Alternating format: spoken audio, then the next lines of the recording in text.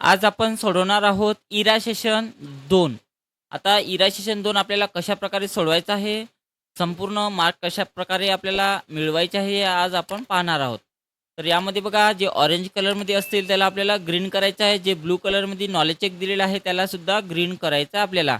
तर याच्या अगोदर मी हे सोडवलेलं आहे, तर जे इम्पॉर्टंट आहे ते सर्व मी ग्रीन केलेले आहे. तर तुम्हीसुद्धा ते पहिले ग्रीन करून घ्या. त्यानंतर आपल्याला याच्यातनी बेसिक कॉम्प्युटर अँड स्मार्टफोन स्किल्सवर या ठिकाणी क्लिक करायचं आहे. पाहून घ्या यामध्ये कोणतं ऑरेंज कलरमध्ये दिलेलं आहे. तर जे ऑरेंज कलरमध्ये दिलेले असेल ते आपल्याला ग्रीन करून घ्यायचे आहे. सर्व ॲरो आपल्याला डाउन करूनच पाहायचे आहे. त्यानंतर आपल्याला सेकंड नंबरचा ॲरो इथून डाउन करून घ्या.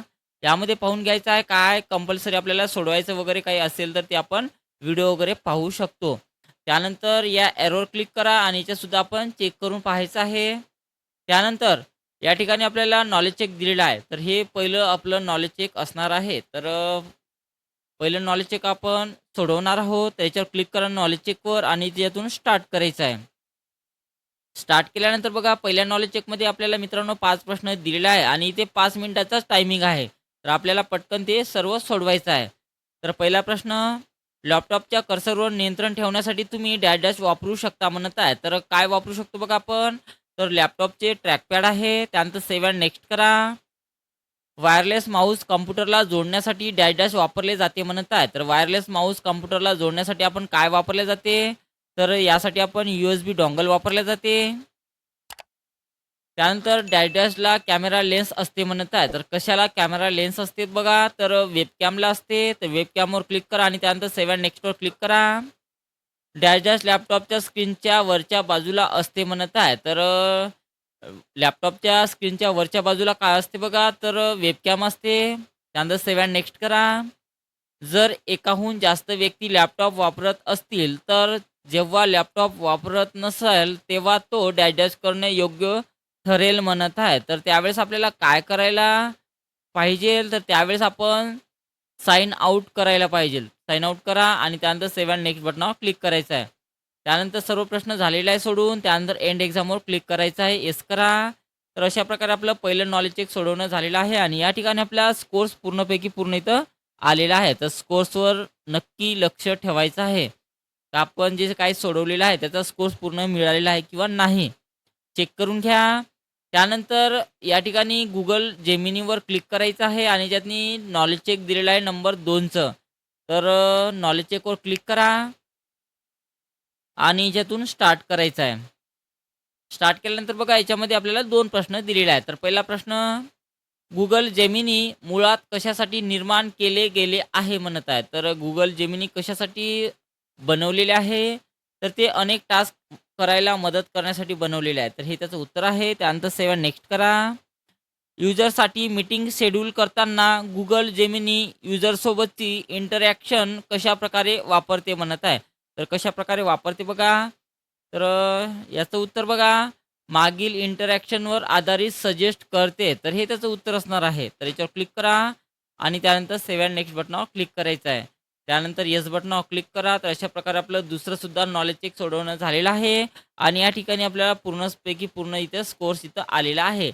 त्यानंतर या ठिकाणी हेडराच्या डाउन ॲरोवर इथे क्लिक करा आणि याच्यातसुद्धा आपल्याला नॉलेज चेक दिलेला आहे. पहिले हेडरा पूर्ण पाहून घ्या काय आहे आणि त्यानंतर नॉलेज चेकवर इथे क्लिक करायचं आहे. आता हेडरावरचेच आधारित प्रश्न यामध्ये विचारलेले आहे आपल्याला. त्याच्या अगोदर मी हे सोडवलेलं आहे. तर इथे यातून आपल्याला स्टार्ट करायचं आहे सोडवण्यासाठी. तर यामध्ये आपल्याला 2 प्रश्न दिलेले आहे. पहिला प्रश्न, इमेजेसमध्ये दाखवल्याप्रमाणे हेडराची कोणती AI capability realistic character animation create करण्यासाठी मदत करते म्हणत आहे. तर पहिले पाहून घ्या काय दिलेलं आहे ते. त्यानंतर इथून क्लोज करायचं आहे आणि याचं उत्तर असणार आहे मित्रांनो, इमोशन रिकॉग्निशन. तर हे त्याचं उत्तर आहे. याच्यावर क्लिक करा आणि त्यानंतर सेव्ह अँड नेक्स्टवर क्लिक करायचं आहे.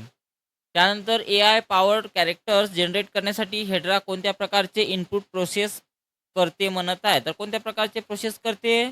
तर इमेजेस, टेक्स्ट आणि ऑडिओ. तर हे त्याचं उत्तर असणार आहे. त्यानंतर सेव्ह अँड नेक्स्ट बटनावर क्लिक करा. तर अशा प्रकारे दोन्ही सोडवणं झालेलं आहे. त्यानंतर येस बटनावर क्लिक करा. अशा प्रकारे आपलं तिसरंसुद्धा नॉलेज चेक सोडवणं झालेलं आहे मित्रांनो. आणि या ठिकाणी आपला पूर्णपैकी पूर्ण इथं कोर्स आलेला आहे. त्यानंतर तिसरं नॉलेज चेक सोडवल्यानंतर आपल्याला याच्यातनी स्मार्ट टायपिंग स्किल्सवर क्लिक करा आणि याच्यामध्ये काही दिलेलं असेल ऑरेंज कलरमध्ये तर ते आपल्याला पाहून ग्रीन करायचं आहे. त्यानंतर खाली या, त्यानंतर या ठिकाणी सुद्धा क्लिक करा आणि याच्यात सुद्धा ऑरेंज असेल तर ते आपल्याला ग्रीन करून घ्यायचं आहे. टायपिंग प्रॅक्टिस मी सांगितलेलंच आहे. टायपिंग प्रॅक्टिस करायची असेल, याच्यात ग्रीन असेल म्हणजे ऑरेंज असेल तर त्याला ग्रीन करून घ्यायचं आहे. त्यानंतर आपल्याला एम-एस ऑफिस स्किल्स विंडोज 10 वर या ठिकाणी इथं क्लिक करायचं आहे. या ठिकाणी क्लिक केल्यानंतर पुन्हा एम-एस स्किल्स, ऑफिस स्किल्स विंडोजवर या ठिकाणी क्लिक करायचं आहे.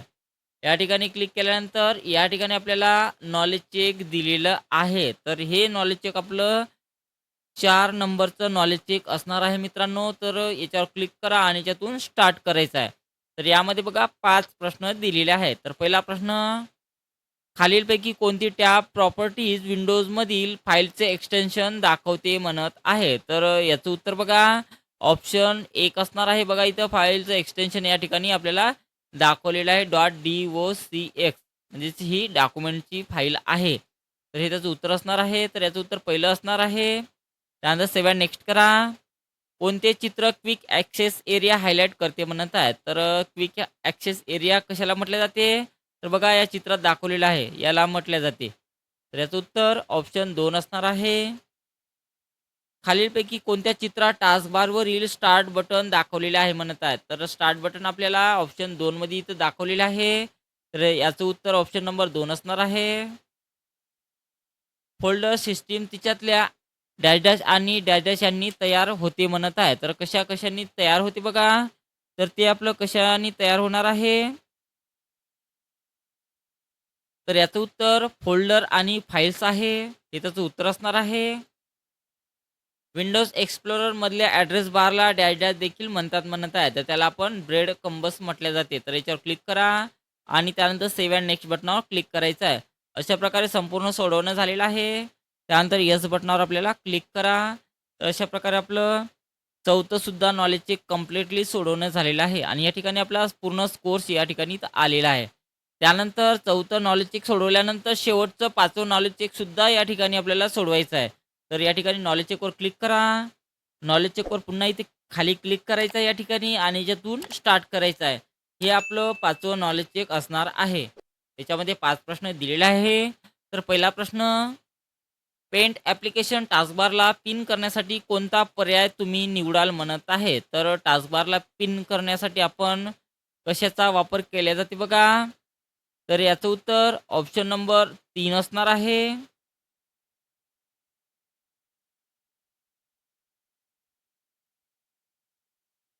सॉरी, याचं उत्तर ऑप्शन नंबर 4 आहे. 4 वर क्लिक करा. बघा पिन टू टास्कबारवर क्लिक केलं. पाहू शकता या ठिकाणी. म्हणून याचं उत्तर ऑप्शन नंबर 4 असणार आहे. त्यानंतर सेव्ह अँड नेक्स्ट बटनावर क्लिक करा. टास्कबारमधून एखादा घटक अनपिन करण्यासाठी कोणता पर्याय तुम्ही निवडाल म्हणत आहे? तर कोणता पर्याय आपण निवडला पाहिजेल बघा? अनपिन करण्यासाठी बघा या ठिकाणी अनपिनचा ऑप्शन दिलेला आहे. म्हणून याचं उत्तर ऑप्शन 1 असणार आहे. त्यानंतर खालीलपैकी कोणत्या पर्यायाने फाईल एक्सप्लोरर ओपन केले जाऊ शकते म्हणत आहे? तर फाईल एक्सप्लोरर आपण पाहू शकता इथे फाईल एक्सप्लोरर दिलेला आहे ऑप्शन नंबर 4 मध्ये. तर हे त्याचं उत्तर असणार आहे. त्यानंतर डॅश डॅश हा विंडोज 10 मध्ये नेहमी वापरले जाणारे प्रोग्राम शॉर्टकटमध्ये ॲड करण्यासाठी एक उत्तम पर्याय आहे म्हणत आहे. तर याचं उत्तर बघा. तर याचं उत्तर असणार आहे पिनिंग असणार आहे. त्याच्यावर क्लिक करा आणि त्यानंतर सेव्ह अँड नेक्स्टवर क्लिक करा. तुम्हाला आयटम डॅश डॅश किंवा डॅश डॅश मेनूला पिन करता येतात म्हणत आहे. तर कशाला कशाला आपण पिन करू शकतो? तर याचं उत्तर टास्कबार आणि स्टार्ट मेनू आहे. याच्यावर क्लिक करा आणि त्यानंतर सेव्ह अँड नेक्स्ट बटनावर क्लिक करायचं आहे. तर अशा प्रकारे आपलं 5वं सुद्धा नॉलेज चेक सोडवणं झालेलं आहे आणि आपला स्कोर्स पूर्णपैकी पूर्ण इथं आलेला आहे. तर अशा प्रकारे तो सोडवायचा आहे. त्यानंतर आपल्याला सेशन कंप्लीशन टेस्ट सोडवायचा आहे. तर त्याच्यावर क्लिक करा आणि याच्यातून स्टार्ट करायचं आहे. शेवटचे आपल्याला 10 प्रश्न सोडवायचे आहे ऑब्जेक्टिव्हचे. तर त्यामधला पहिला प्रश्न, जर तुम्हाला शालेय प्रकल्पासाठी स्लाइड्ससह माहिती सादर करायची असेल तर कोणत्या फाईलचा वापर कराल म्हणत आहे? तर यासाठी आपण PPTX फाईल चा वापर करू शकतो. शिक्षक Google मीटचा वापर करून सर्व वर्ग घेतात. हे कोणत्या प्रकारचे आय-टी वापराचे उदाहरण आहे म्हणत आहे? तर याचं उत्तर संवादासाठी आय-टी टूलचा वापर हे त्याचं उत्तर आहे. गणिताची फाईल Google ड्राईव्हवर सेव्ह केल्यानंतर ती शाळेमधून उघडता आली हे कशामुळं शक्य झाले आहे म्हणत आहे? तर हे सर्व आपण क्लाउड स्टोरेजमुळे शक्य झालेले आहे. तुमची शाळा चित्रे आणि व्हिडिओ वापरून शिक्षण मजेदार बनवू इच्छिते, त्यासाठी त्यांना कोणते टूल उपयुक्त ठरेल म्हणत आहे? तर कोणते टूल आपण त्याला उपयुक्त ठरेल बघा? तर याचं उत्तर पॉवर पॉईंट असणार आहे. विद्यार्थ्याला कथालेख प्रिंट करून द्यायचा आहे. तुम्ही त्याला कोणते डिव्हाइस वापरण्याचा सल्ला द्याल म्हणत आहे? तर त्यासाठी आपण प्रिंटरचा सल्ला देऊ शकतो आपण.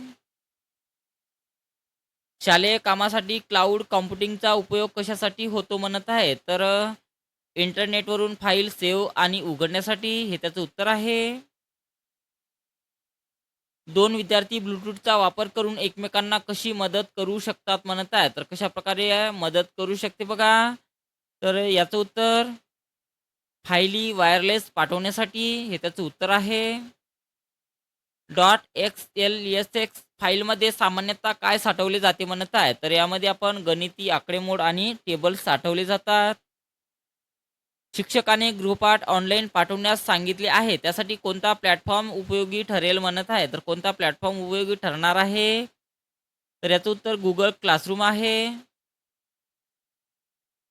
आणि शेवटचं बघा, स्कॅनरचा उपयोग कशासाठी होतो म्हणत आहे? तर स्कॅनरचा उपयोग हा कागदावरील मजकूर डिजिटल स्वरूपात आणण्यासाठी केल्या जाते. तर हे त्याचं उत्तर आहे मित्रांनो. त्यानंतर सेव्ह अँड नेक्स्ट बटनावर क्लिक करा. येस बटनावर क्लिक करायचं आहे. तर अशा प्रकारे आपलं सेशन एंड टेस्ट कंप्लीटली सोडवणं झालेलं आहे आणि या ठिकाणी आपला पूर्णपैकी पूर्ण इथे स्कोर्स आलेला आहे. तर अशा प्रकारे आपल्याला इरा सेशन 2 कंप्लीटली सोडवायचं आहे मित्रांनो. व्हिडिओ जर आवडला असेल तर व्हिडिओला लाईक करा.